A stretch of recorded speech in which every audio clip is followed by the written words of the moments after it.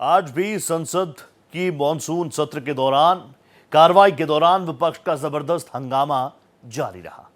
पक्ष विपक्ष में तकरार हुई, लेकिन साथ ही शोर शराबे के बीच लोकसभा से इनकम टैक्स संशोधन बिल पास हो गया।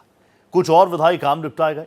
गृह मंत्री, जिनकी सदन में मौजूदगी को लेकर लगातार गतिरोध जारी है, वो आज संसद भी पहुंचे, लेकिन हंगामे की वजह से सदन की कार्रवाई शुक्रवार सुबह 11 बजे तक के लिए एडजर्न होने से अमित शाह कामकाज में शामिल नहीं हो पाए। देखिए आज कैसे एक तरफ हंगामा होता रहा और दूसरी तरफ सरकार ने बिल पास करवा रही है। संसद का डेडलॉक जारी है, जिसकी गवाही सदन के बाहर विपक्षी सांसदों का ये प्रदर्शन दे रहा है। 20 जुलाई को सीजेपी प्रदर्शनकारियों के खिलाफ हुए पुलिस एक्शन और राम मंदिर चढ़ावा चोरी वाले मुद्दे को लेकर विपक्षी सांसदों ने पार्लियामेंट कैंपस में विरोध प्रदर्शन किया। समाजवादी पार्टी के सांसदों ने भी संसद भवन के बाहर विरोध प्रदर्शन किया और नारेबाजी की। ईरान का पैसा कहां गया? बीजेपी के खाते में। लोकसभा की कार्यवाही शुरू हुई तो जापान के हिरोशिमा और नागासाकी परमाणु हमले के पीड़ितों को श्रद्धांजलि दी गई, क्योंकि 6 और 9 अगस्त 1945 की तारीख विश्व इतिहास में मानवता की सबसे भीषण त्रासदियों में से एक है। लोकसभा ने विश्व शांति की अपनी प्रतिबद्धता दोहराते हुए इसके लिए मौन रखा।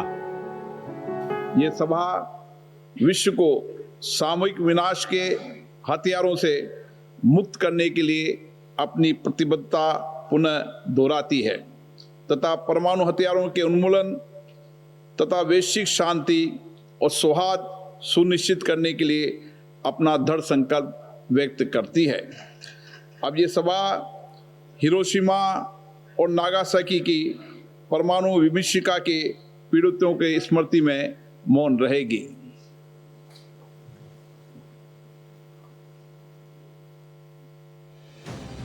हालांकि इसके बाद कार्यवाही शुरू होने के कुछ ही देर बाद भारी नारेबाजी की वजह से सदन को दोपहर 2 बजे तक स्थगित करना पड़ा। दोपहर 2 बजे दोबारा शुरू होने पर महज 10 मिनट की कार्यवाही के बाद सदन को शुक्रवार सुबह 11 बजे तक के लिए स्थगित कर दिया गया।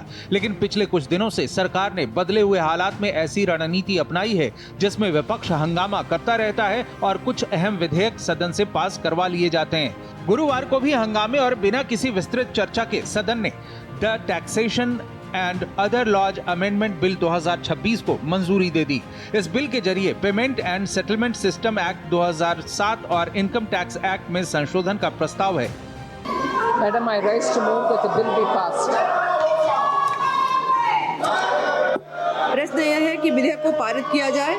जो सदस्य इसके पक्ष में है वो हाँ कहें, जो सदस्य विरोध में है वे ना कहें। मेरे विचार में निर्णय हाँ वालों के पक्ष में हुआ, हाँ वालों के पक्ष में हुआ। प्रस्ताव स्वीकृत हुआ और विधेयक पारित हुआ। गुरुवार को राज्यसभा में चर्चा के लिए एप्रोप्रिएशन बिल रखा गया और इसे राज्यसभा वापस कर दिया गया। ये विधेयक वित्तीय वर्ष 2025-26 के लिए भारत की संचित निधि से अतिरिक्त धनराशि निकालने और उपयोग करने की मंजूरी देता है। लोकसभा इस बिल को पहले ही 4 अगस्त को पारित कर चुकी थी। केंद्रीय वित्त मंत्री निर्मला सीतारमण ने राज्यसभा में हुई चर्चा का जवाब देते हुए कहा कि सरकार की बजटिंग पूरी तरह पारदर्शी और व्यावहारिक है। Srimati Nirmala Sitharaman ji to move a motion for consideration of the appropriation number 3 bill 2026. Sir, with your permission, Please. I rise to move. आप बोले please. I rise to move that the bill to provide for the authorization of appropriation of monies out of the Consolidated Fund of India to meet the amount spent on certain services during the financial year ended 31st day of March 2023 in excess of the amounts granted for those services and for that year as passed by the Lok Sabha be taken into consideration. चूंकि ये एक money bill है, इसलिए इसे केवल लोकसभा में पेश किया जा सकता है। राज्यसभा इस पर केवल चर्चा कर सकती है और सुझावों के साथ इसे लोकसभा को वापस भेजती है। इसे खारिज या संशोधित नहीं करती। राज्यसभा में मल्लिकार्जुन खड़गे और संसदीय कार्य मंत्री किरण रिजिजू के बीच तीखी बहस देखने को मिली। खड़गे ने कहा कि सदन में बोलना उनका अधिकार है, जिस पर रिजिजू ने नए सांसदों को भी मौका दिए जाने की बात कही। राज्यसभा के सभापति सीपी राधाकृष्णन ने संसदीय कार्य मंत्री किरण रिजिजू को निर्देश दिया कि वे गृह मंत्री अमित शाह तक विपक्ष की मांग पहुंचाएं, जिसमें 20 जुलाई को छात्र प्रदर्शनकारियों पर हुई पुलिस कार्रवाई को लेकर सदन में बयान देने को कहा गया है। Let the new member be given the chance to speak. The Congress party should give the young members or the new members chance. My point is as per rule, but I'm sorry, the leader of the opposition did not quote any rule, did not mention any rule. He simply dictated the chair. But I request Kharge ji, I request once again, let the house function. अब रिजू जी से मुझे सीखना पड़ रहा है। अरे rule मैं भी ले रहा ना, और आपके चेंबर में आके बोलते हैं, रोज वही लिख के आकर पढ़ते हैं। ये अगर रूल्स नहीं पढ़ूंगा, अगर मेरा मैटर अगर नहीं पढ़ूंगा, क्या तुम डीएसओ में पढ़ो? अरे it is my right what to speak, when to speak, how to speak, and we are asking only home minister, prime minister should come to a statement.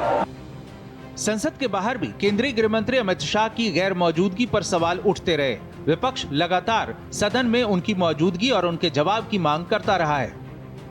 Yes, because as you can see, it's got a very flattering photo of our Honourable Home Minister, who's been missing in action since the 20th of July, since the brutalities happened on our students and our unarmed protesters in Jantar Mantar. All we have been asking, and all the people of India have been asking, is that the Honourable Home Minister, the Delhi Police reports to him, the CRPF RAF also reports to him. So the question is very simple: either the Home Minister ordered the violence on the protesters, or he is unaware of the violence. In both cases, he is responsible. हालांकि अमित शाह गुरुवार को दोपहर करीब 2 बजे संसद पहुंचे थे, लेकिन विपक्ष के भारी हंगामे और विरोध प्रदर्शन के कारण वे सदन में कोई औपचारिक बयान या कामकाज नहीं कर सके, क्योंकि दोनों सदनों की कार्यवाही बार-बार स्थगित होने के बाद दिन भर के लिए बंद कर दी गई। हालांकि कामकाज के मामले में गुरुवार को राज्यसभा में प्रश्नकाल हुआ।